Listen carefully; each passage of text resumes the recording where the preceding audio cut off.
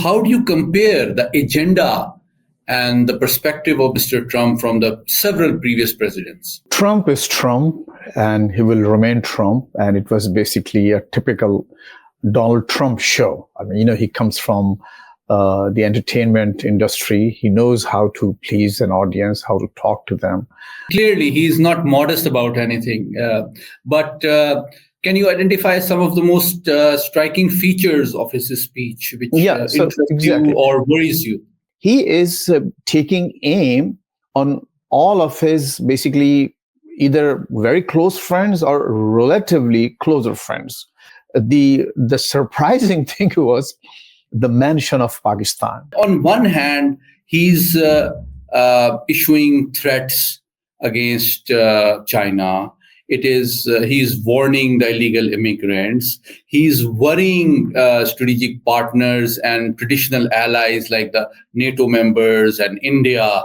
And he's shocking the entire world. But in contrast, he does not forget to appreciate Pakistan and thank Pakistan for the counterterrorism operation. I mean, why is this different? They get a lot of stuff done from Pakistan as well. Pakistan has a lot to offer. Are you arguing that Pakistan has been far more consistent and forthcoming in offering substantive cooperation with the US in security domain than some of the traditional Western European allies? Absolutely. I mean, the record itself is there to speak for itself, to support my point. What is it that Pakistan can offer Trump administration in order to expand and improve this relationship and also, surmount some of the economic challenges that it faces? Pakistan is a very, very important and a strong country. Pakistan is an atomic power. Pakistan has 250 million young people, most of them young people. Pakistan has resources, the rare earth resources that's matched by no other country in the world. This could be a watershed moment. It's all up to the leadership in Pakistan to capitalize on this great opening.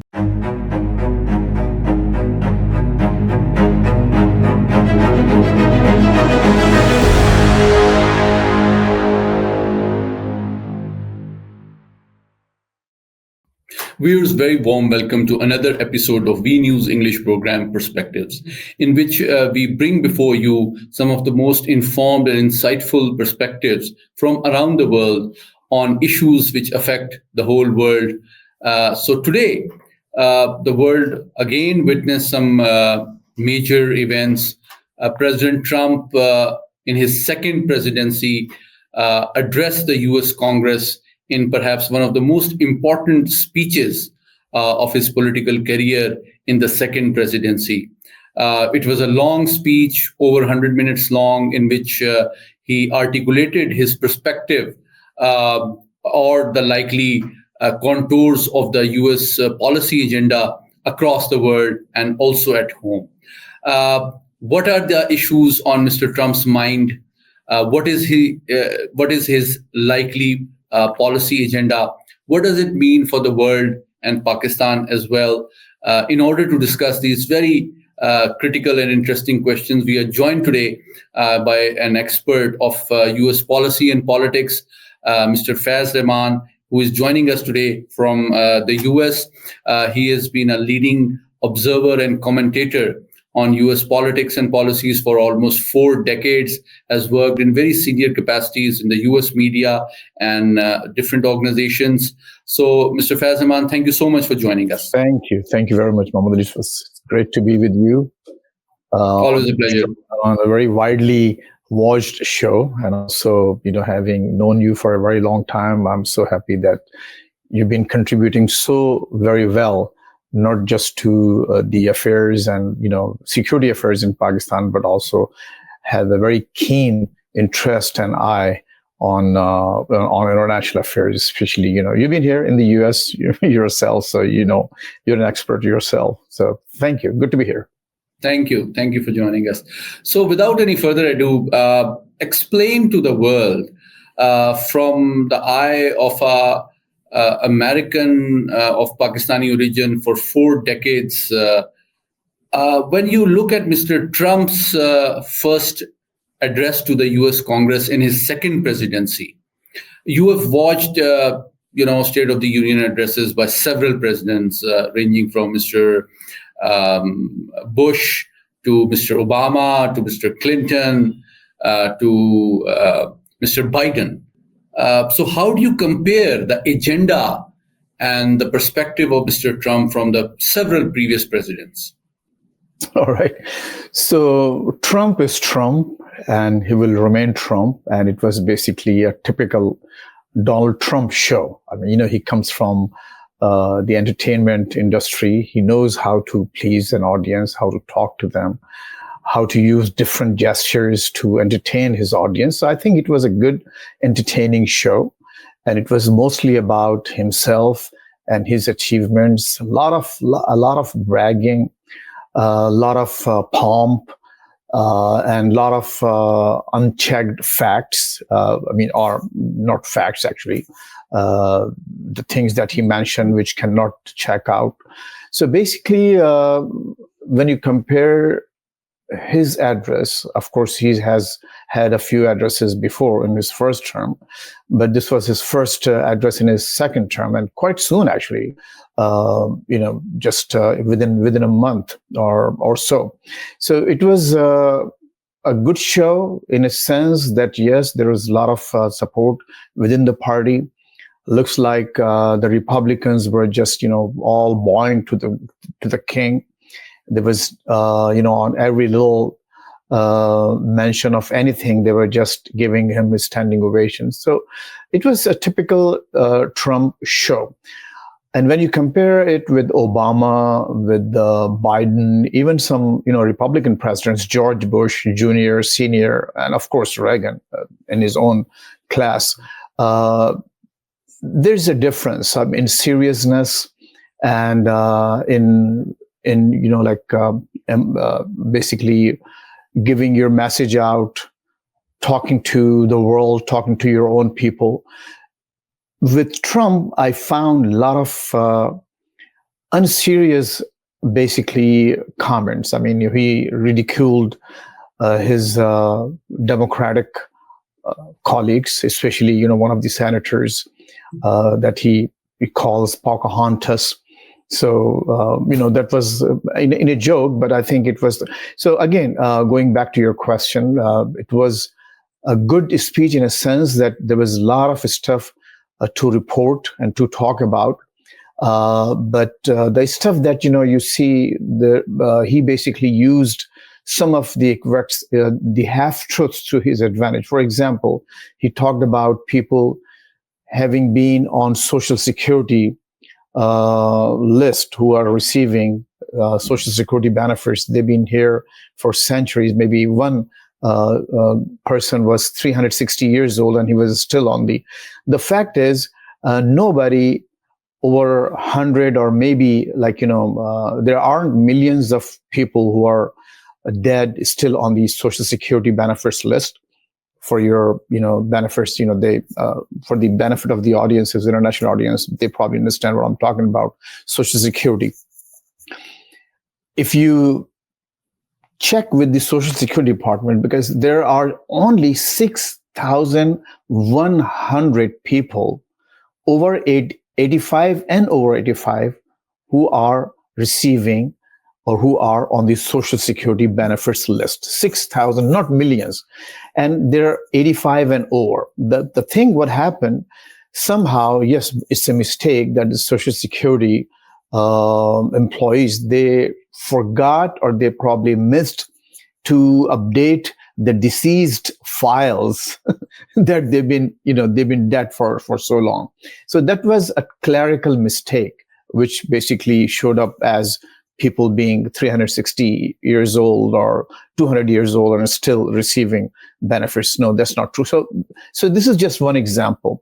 So it was mostly about his domestic He was talking to his domestic audience, his voters, those who voted for him. Again, he bragged that he's the best, period. He even claimed that he's better than George Washington in some respect. He claimed that his, this month alone, like since taking power on January 20th, he's been the best ever president. This period's been the best ever. So everything is best about him. So it was not surprising to me. Yeah. Clearly, he's not modest about anything. But can you identify some of the most striking features of his speech, which interests you or worries you? Yeah, so I mean, mostly it was about, of course, a better part of his speech was about domestic affairs. I mean, his things about what he said about USAID, of course, that has something to do with the international affairs. Also, he talked about tariffs. He actually mentioned India, Japan. India particularly, I think India was put under a lot of stress, if I can use that word, because he said India charges America over 100% tariffs on almost each and every item that comes to that goes from here to India. So then he signed an executive order saying that from April 2nd, the reciprocal tariffs will kick in. What does that mean for the Indian economy? That, anything that India, basically reciprocity means now America is going to charge 100% tariffs on Indian products. He mentioned South Korea. So basically, if you look at Muhammad Ali, the issue is, and what is surprising for the Democrats and, some serious observers here, he is taking aim on all of his basically either very close friends or relatively closer friends. South Korea, Japan. Look what's happening in Canada, Mexico. Very, very close, not just geographically, but of course, people-to-people context. Canada is almost like part of America. That's true. But look what he's doing to Canada. I mean, they want Canada to basically just succumb to his demands and eventually become a state. It's not going to happen, probably not, at least in our lifetime. But his focus being on his own allies. Europe is very, very anxious right now. His actions on Ukraine. He stopped all the intelligence sharing as of today with Ukraine. Total cutoff, no aid. The aid or the weapons or equipment which was in transit, he put a pause on them. Anything which was supposed to go from Poland to Ukraine, not going there any longer. So so this was basically, we knew. I mean, it was being talked about in the press. The surprising thing was the mention of Pakistan. I was really I watched the entire speech and I was like, wow, it was a total surprise that he mentioned. Looked at Pak-US relations for a very long time yourself, and you understand them and you know people in the Beltway in Washington. So why did it surprise you? Well,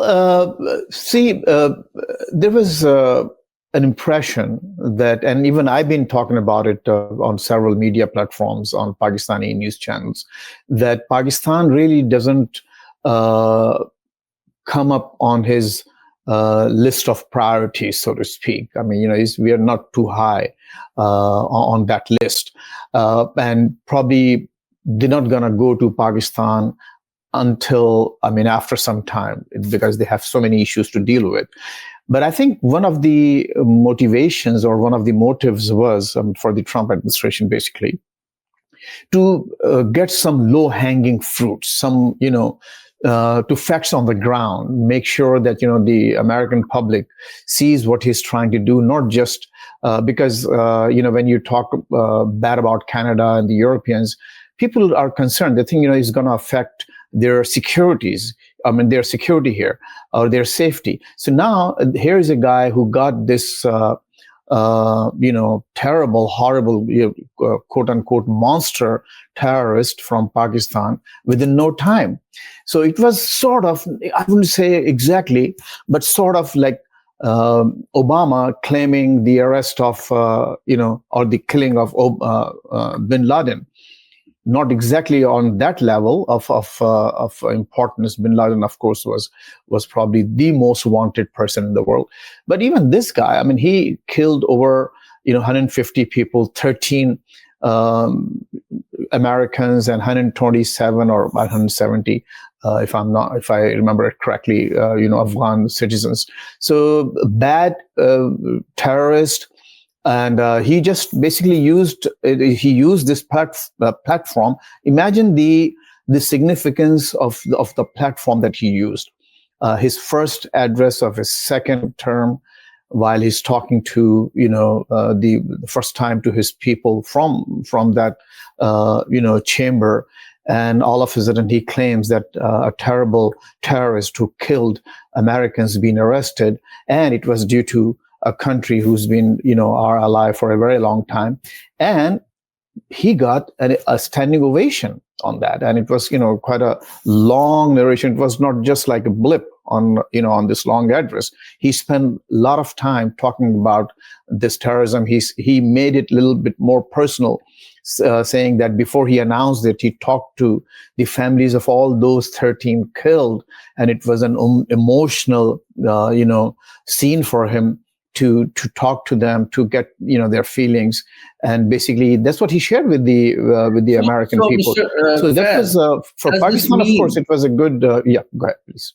Does this mean that a close cooperation with Pakistan in order to achieve tangible and symbolic success in the counterterrorism domain, which allows Mr. Trump to present himself not just internationally, but at home as someone who has a wiser, a more successful security policy than Mr. Biden, whose erratic and somewhat unplanned military withdrawal from Afghanistan cost these lives. So I think, is this what he is trying to do? That I've been in office for 6 weeks and I've achieved what Mr. Biden could not achieve in 4 years? Yeah, he was very unkind to the former president. I mean, he really disparaged him a lot. Very, very. He used some of the unkindest words for Joe Biden, calling him incompetent and bad president and what have you. I mean, he was really, really, just totally, in my opinion, not a good thing to watch. But anyway, see, I want you to build on that, what you just said.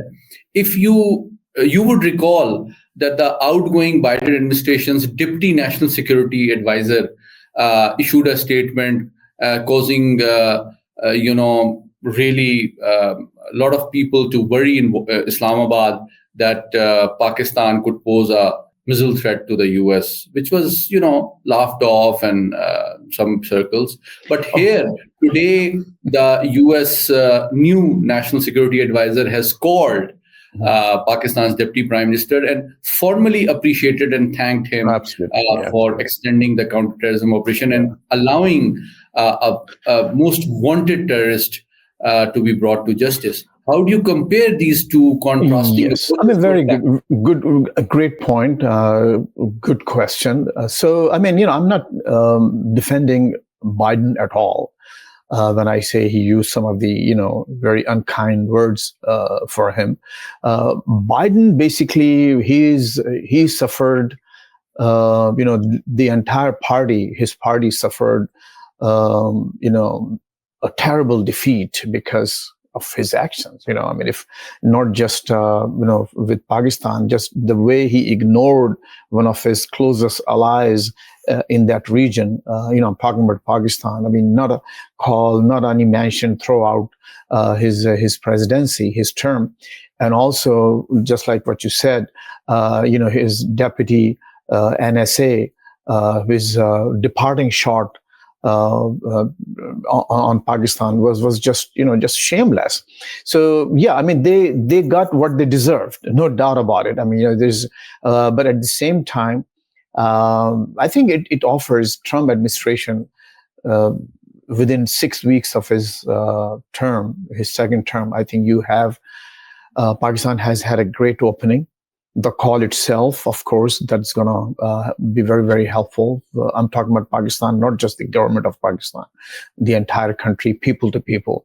And you will see some, balls rolling in a good direction.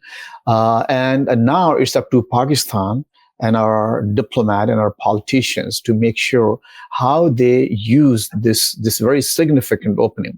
This is not just a single uh, isolated phone call from the White House. Mind you, this was the whole country, not the whole country, the entire world was watching Donald Trump because of Ukraine, the situation in Ukraine, Europeans, China, everybody was watching. Not just the people of this country, but the entire world, politicians on both sides. Small, big, senators, members of Congress, mayors, they were all watching. Faiz, So mention of Pakistan. Let me expand your thought a bit further for the benefit of our audience and viewers. That on one hand, he's issuing threats against China. He's warning the illegal immigrants. He's worrying strategic partners and traditional allies like the NATO members and India, and he's shocking the entire world. But in contrast, he does not forget to appreciate Pakistan and thank Pakistan for the counterterrorism operation. I mean, why is this exactly different? I mean, I can't underscore the significance of this moment, the stage that he used to thank Pakistan. As I said, it wasn't just an isolated call from the White House. It was in front of literally the entire world. He appreciated Pakistan. That tells you one thing, at least, that, yes, we know he's, so Pakistan is basically, if you see Pakistan is not just a receiving country, as we understand. We actually disparage ourselves a lot. We disrespect our own country and our own nation a lot. We call ourselves beggars, going around with a begging bowl. That's true to an extent because we need a lot of aid. But at least Pakistan has something to offer. Look at Ukraine. Ukraine has, as Trump's, maybe that's not totally true. Trump's claiming that Ukraine has received $350 billion. And what US has received, gotten in return? Nothing. Zilch, nada, zero. But Pakistan, when America supports Pakistan in any shape or form, whether, working with the IMF or the World Bank or giving some security guarantees, they get a lot of stuff done from Pakistan as well. Pakistan has a lot to offer. And it opens up. Are you saying, I think this is a very important point that you've made. Are you arguing that Pakistan has been far more consistent and forthcoming in offering substantive cooperation with the US in security domain than some of the traditional Western European allies? Absolutely. I mean, the record itself is there to speak for itself, to support my point. Pakistan, the relation with Pakistan, especially Pak-US relations, being very bilateral in the truest sense of the term. You're not talking about a one-way traffic that, yes, we only receive, yes, because, we're a smaller country, we're a weaker country, we're a poorer country. So it seems as if yes, we getting all this money, all this aid because, we depend on America, but America depends on Pakistan as well. Since the beginning, in my opinion, it has been a relationship where security matters matter a lot. since the very beginning of Pakistan, of course, since the creation of Pakistan. So that relationship, that's bilateral relationship has been in place. I think the degrees have been different, up and down here and there, but I think the infrastructure, the discipline, or what you call a framework for that support and that cooperation between the two countries has always been there. That has never been broken, to say the least. Yes, political matters in Pakistan do make a difference. And for example, one sad part of the current situation was that a lot of Pakistanis here, Pakistani Americans, they started approaching different, pillars of government here, Congress, State Department, the White House. They started writing letters about Pakistan. And I think they did cross a line, in my opinion.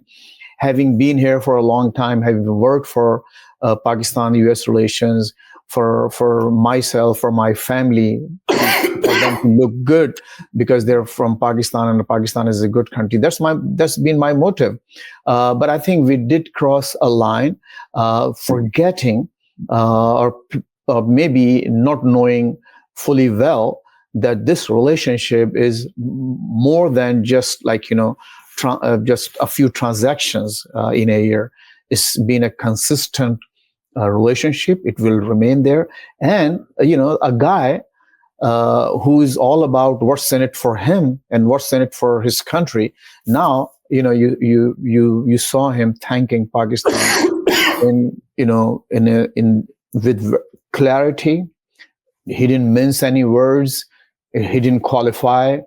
There was his comments, and he got a standing ovation. So I think this is, again, in my opinion, I'm happy, even though I don't like lots of his policies. I don't like what he's doing in Europe and Ukraine. But I think what he said about Pakistan was very heartening to me. That means there are doors opening between the two countries. And that means now, at least people here, not just Trump mentioned Pakistan, but a very important call was made as a follow-up from the NSA to the deputy prime minister. So that means it's not just like mention of one fact and then move on to other stuff. No. So there has been a follow-up already, and there will be some continued discussions about what Pakistan and what America can do for each other. And I think we were talking before our program started. We were talking about, you mentioned something that Pakistan can offer. See, he's about yes, that's my last question from you. Yeah, please. In this situation, what is it that Pakistan can offer Trump administration in order to expand and improve this relationship, and also surmount some of the economic challenges that it faces? So I'm speaking as a Pakistani, we have issues, we have problems, but I'm not discounting those issues. I'm not discounting those problems. But Pakistan is a very, very important and a strong country. Pakistan is an atomic power. Pakistan has 250 million young people, most of them young people. Pakistan has resources, the rare earth resources that's matched by no other country in the world. Pakistan has the borders that no other country has in the world. Pakistan has everything to offer. If we, meaning Pakistanis, if the Pakistanis can manage well, if Pakistanis just focus on their issues, internally, and rather than, going out and, beating the drums against each other, they should, this is a lesson for all of us that, yes, go back to the table, I think what's happening in Pakistan when it comes to, there are issues. They need to work on those issues. Without political stability, without, better economic conditions, Pakistan would hardly move forward. But does Pakistan have everything to move forward? Yes. And that's what Trump is interested in. If we can offer some deals, like he's, asking Ukraine and other countries to offer to America, why not? American investors, if they see some, better security, better stability, better political situation, better infrastructure, less corruption, and more better working conditions, I think Americans, even Pakistani Americans, those who are reluctant, they can go out and invest a lot of money in Pakistan. And Pakistan, in my opinion, this could be taken as a watershed moment, when it comes to U.S.-Pakistan relations, and when it comes to Pakistan's economic improvement and political stability. This could be a watershed moment. It's all up to the leadership in Pakistan to capitalize on this great opening. Don't underestimate this opening, and I hope they won't. This could be something that they capitalize on and move forward and offer and give their people some what you call at least some break from their miseries. Mr. Rehman, thank you so much for joining us and sharing your very insightful and candid analysis Absolutely. on an important subject today.